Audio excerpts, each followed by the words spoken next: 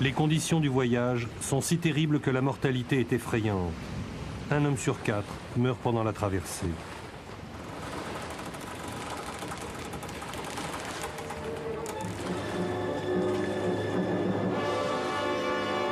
Arrivés dans les Caraïbes, les capitaines exécutent les ordres des armateurs. Ils échangent leur cargaison d'hommes, le bois d'ébène, contre des épices, du sucre et du café. C'est ce que l'on appelle le commerce triangulaire, qui édifie en Europe des fortunes immenses et très honorablement respectées. Bien sûr, des millions d'hommes sont partis vers l'Amérique. Et arrivés dans ce pays, il y a ce roseau maudit, la canne à sucre, qui se développe et pour lequel on a besoin de bras.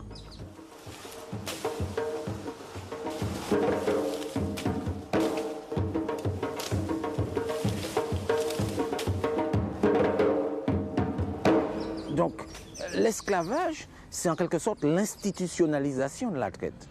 C'est une espèce d'industrie de la chair humaine qui va se mettre en place pendant 2 siècles.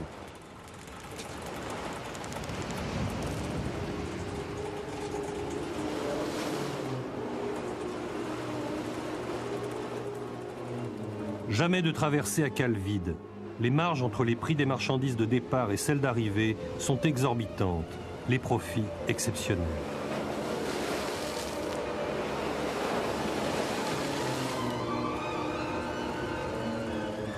Il reste peu de témoignages de ces traversées, mais on sait notamment par les journaux de bord des capitaines qu'en mer, les révoltes d'esclaves noirs sont fréquentes.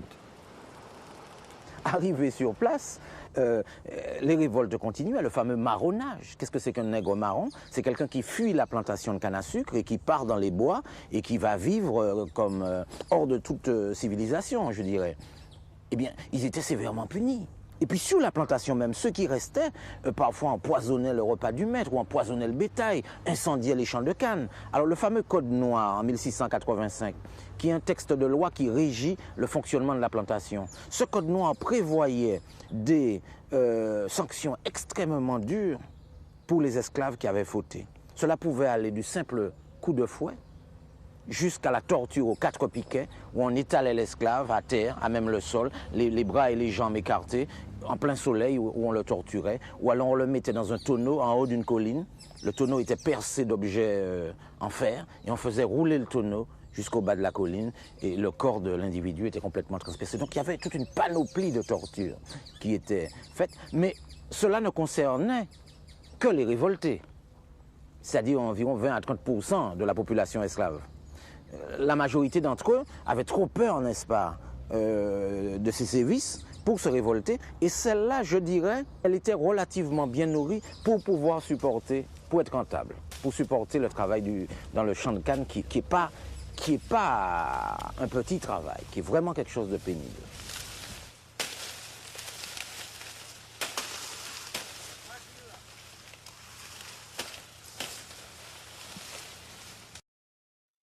La vie d'un esclave au XVIIIe siècle, d'après la vie d'Oloda Ekiano. Oloda Ekiano est un enfant africain du royaume du Bénin. C'est le fils du chef d'un village situé à l'intérieur des terres. Il a une vie heureuse et prospère. Un jour, sa sœur et lui se font kidnapper par d'autres Africains. On les oblige à rejoindre le rivage à pied.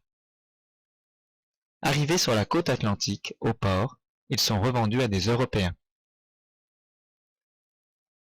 Ils embarquent alors dans un bateau spécialisé dans le transport des esclaves noirs, appelé un négrier. La traversée de l'Atlantique est extrêmement difficile pour les esclaves à cause de l'entassement, des problèmes d'hygiène, des maladies. Après ce terrible voyage, le bateau négrier arrive en Amérique centrale, à l'île de Barbade. Là, les esclaves sont vendus à d'autres Européens. Oloda, comme les autres, est traité comme un animal, mais aussi séparé de sa famille. Oloda est acheté et se retrouve en Amérique du Nord. Il travaille alors dans une plantation. Il doit faire des travaux agricoles et produire des produits tropicaux. D'autres esclaves peuvent aussi travailler dans des mines ou être au service de leur maître blanc. Beaucoup d'esclaves sont maltraités. C'est le cas de ceux subissant la muselière de fer. Les esclaves sont la propriété exclusive de leurs maîtres européens. Heureusement, certains, comme Oloda, peuvent être affranchis, c'est-à-dire rendus libres.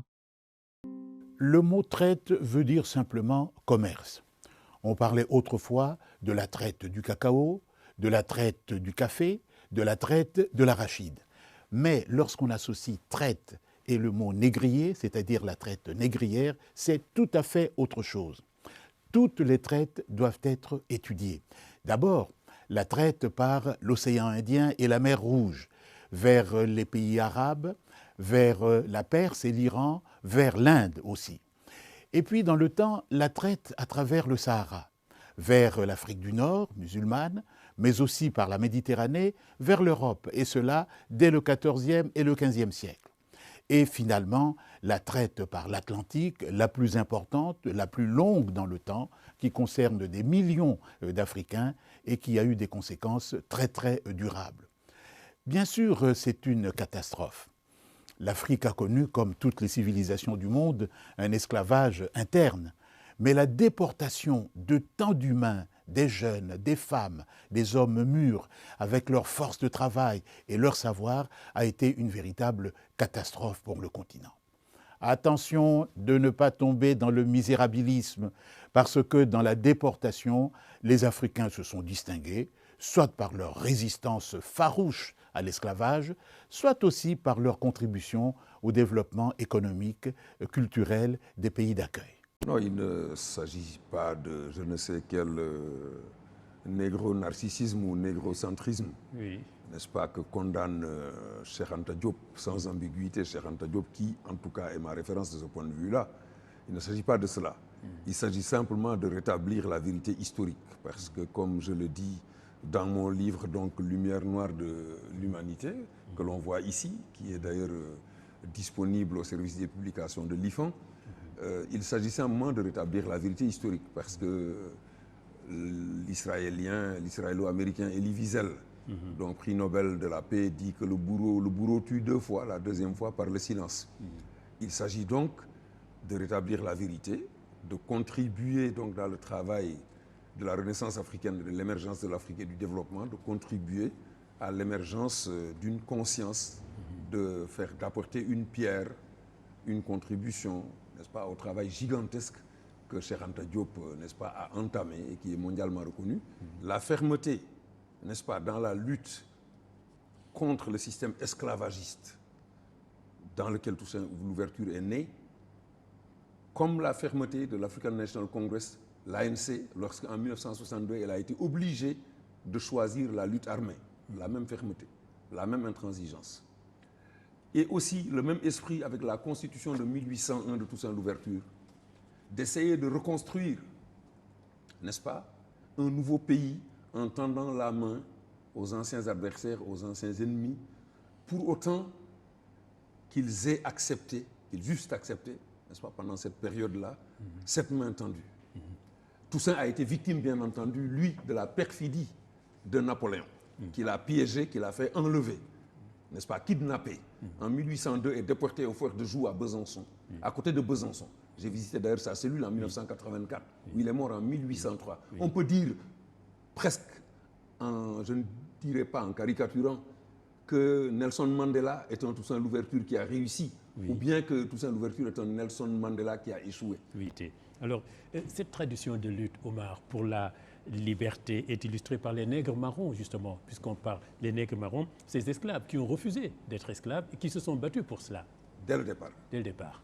Ceux-là qui, le mot marron d'ailleurs, qui s'inspire donc du mot cimarron en espagnol, n'est-ce pas, que tu connais bien, Sada, qui parle des animaux sauvages, n'est-ce pas.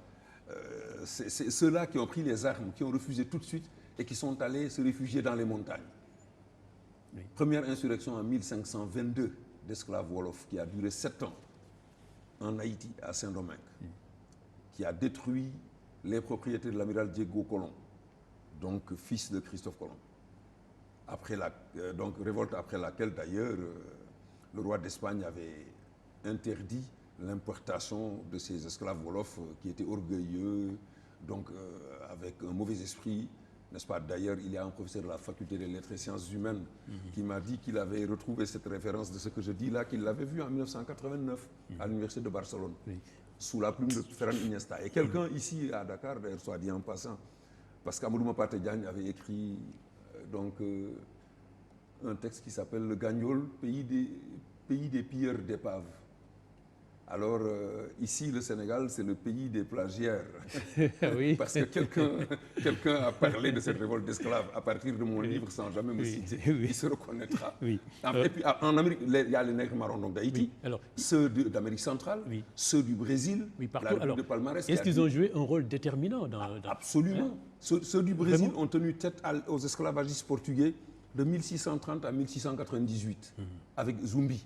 Donc l'université Zumbi, qui a été ouverte en 2003 pour permettre aux Afro-Brésiliens d'avoir plus facilement accès aux études. C'est en hommage à Zumbi, qui était le roi de la République de Palmarès. Il y a de 1690 à 1743 en Jamaïque, la révolte des Maroons, parce que marron en français se dit Maroons en anglais, n'est-ce pas? Cette révolte dirigée par des nègres marrons, dirigée par une femme, Nani. Nani qui portait son nom ghanéen, son nom Ashanti. Nani et ses frères, Kofi, Kodjo et Akompong. Donc les nègres marrons, aussi pour l'essentiel, toujours garder leur nom africain. Alors, est-ce qu'ils ont gardé ces noms africains dans une large mesure? Ils les ont gardés pendant l'insurrection, donc quand ils se sont battus contre les Anglais. N'est-ce pas? Nani, Kodjo, Kofi et Akompong, ce sont des noms qu'on trouve toujours encore au Ghana. Bien sûr. Et encore aujourd'hui en Haïti, chez les nègres marrons haïtiens, ils ont laissé des noms comme Agnan, qu'on retrouve encore au Bénin, au Dahomey. Ils ont laissé des noms comme Pognon, qu'on retrouve encore aujourd'hui au Dahomey. Ils ont laissé des noms comme Kouakou, qu'on retrouve aujourd'hui en Côte d'Ivoire.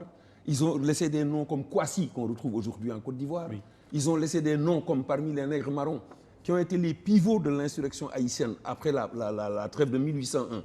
Donc avant les batailles finales qui ont chassé Napoléon, ceux qui n'ont jamais déposé les armes, n'est-ce pas? Qu'on appelait donc... Silla, le bien nommé, n'est-ce pas? Parce que j'ai expliqué à mes amis haïtiens que les Silla venaient d'une région montagneuse au Sénégal. Il a toujours été dans les mornes là-bas. Un autre qui s'appelle Makaya, qui a gardé son nom congolais. Mavougou, on trouve encore ce nom au Congo et au Gabon.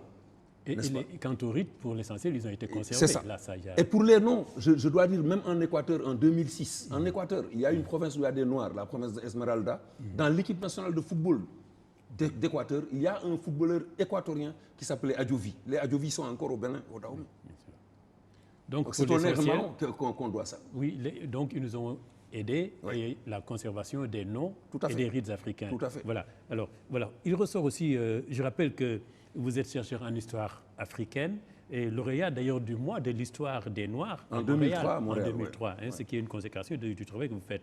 C'est-à-dire que la tradition orale, je ne l'accepte que lorsqu'il y a la confrontation de plusieurs versions. N'est-ce pas? La confrontation de plusieurs versions orales. La confrontation de ces versions orales avec des versions écrites, si elles existent. Et puis le caractère vraisemblable ou non, n'est-ce pas, de certains événements. Parce qu'on ne peut pas non plus prendre pour argent comptant ce que des gens peuvent toujours dire, parce que très souvent, l'histoire, autant elle a été subjective et continue d'être subjective d'ailleurs dans le monde occidental par rapport aux Noirs, autant à l'intérieur de nos propres sociétés, l'histoire peut être subjective par rapport aux intérêts particuliers de certaines familles. Et ceux qui sont dits des historiens traditionnalistes, très souvent sont attachés à une famille particulière, dans le cadre de règne ou de gouvernance, ou bien de lutte pour le pouvoir, de telle sorte que, très souvent, les versions qu'ils servent sont des versions à prendre avec des pincettes. Il faut les vérifier. Il faut les vérifier. Il faut les passer au crible. Il est arrivé même que j'ai découvert tout à fait par hasard, dans le livre d'un sociologue sénégalais, le professeur Ablaye Bara Diop, une chanson qu'on chante, qui est une chanson populaire, n'est-ce pas, selon laquelle une reine se serait sacrifiée pour que son mari accédât donc au trône en je ne sais quel siècle. Je ne veux pas être plus précis pour ne heurter personne, mais il s'est trouvé que par une histoire écrite de quelqu'un qui appartient à cette dynastie, il s'est avéré que cette chanson et cette histoire ont été inventées de toutes pièces, n'ont jamais existé, sont totalement fausses. Et quand je l'ai découvert, d'ailleurs, j'ai appelé ce jour-là un ami d'enfance qui vient de cette région-là du Sénégal, que tu connais et qui est au Canada depuis 44 ans, qui s'appelle Barambeng. Je lui ai dit, mais Bara, c'est invraisemblable ce que je viens de découvrir là. Les soi-disant, non soi-disant, je ne sais quel... je ne sais pas comment les qualifier. C'est une histoire inventée de toutes pièces. Ou bien quelquefois des confusions. Il m'est arrivé dans l'histoire des Almoravides de rencontrer quelqu'un qui parlait de Youssouf Ibn Tashfin en disant que Youssouf Ibn Tashfin était venu de Mauritanie et était descendu au Fouta. Or, c'était l'inverse. Oui. Youssouf Ibn Tashfin était un berbère Lemtouna dont la mère était une Halpulaar noire. C'est pour ça qu'on l'appelait Youssouf le Noir. Il est monté depuis la Mauritanie vers le nord. Il était le cousin de Abou Bakr Ben Omar. Et il a fondé Marrakech et puis il est allé jusqu'à conquérir l'Espagne en 1086 avec des archers Halpulaar, la bataille de Zalaqa.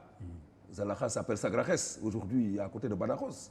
Donc, celui qui a rapporté la version orale a dit exactement l'inverse de ce qui s'est passé. Oui. Parmi ces lumières, il y a des femmes. Hein. Par exemple, cette reine d'Angola qui s'est battue contre la traite négrière. Oui, hein. Anjinga. On a parlé que des hommes, mais les femmes aussi. Anjinga est originaire d'Angola, qui est sur la couverture de ce livre-là. Et c'est à dessin, ainsi que Mme C.J. Walker. Anjinga, donc... qui est en fait le premier homme d'État africain à avoir pensé une stratégie contre la traite négrière. Parce qu'elle a vécu de 1581 à 1663. Elle s'est d'abord opposée aux négriers portugais. Elle a joué les Portugais contre les Hollandais. Et puis elle avait décidé que son royaume, le royaume de Matamba, qui couvre pour l'essentiel l'Angola d'aujourd'hui, parce que l'Angola a des parties donc, qui touchent le Congo, Brazzaville et le Congo Léopoldville, que tout esclave qui s'échappait et qui rentrait dans son royaume devenait un homme libre. N'est-ce pas?